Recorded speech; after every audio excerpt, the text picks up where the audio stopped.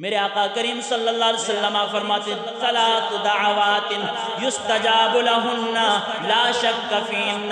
مصطفیٰ کریم علیہ السلام نے ارشاد فرمایا تین دعائیں ایسی ہیں جن کو ہر وقت قبول کیا جاتا ہے، لا شک فیہن، ان کی مقبولیت کے اندر، ان کے بارگاہ خداوندی میں پہنچنے میں کوئی شک باقی نہیں رہا ہے۔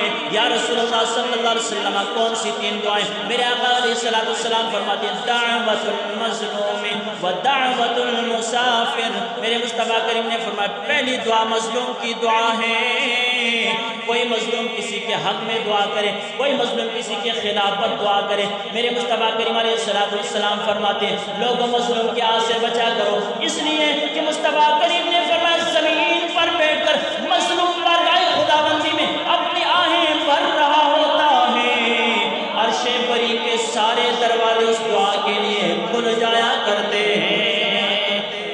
میرے مصطفیٰ کریم علیہ السلام فرماتے ہیں وَدَعْوَةُ الْمُسَافِرِ۔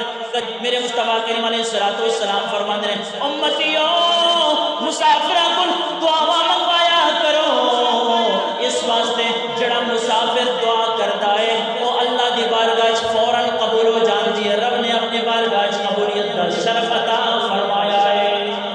میرے پاک نبی صلی اللہ علیہ وسلم فرماتے ہیں وَدَعْوَةُ الْوَالِدِ لِوَلَدِهِ۔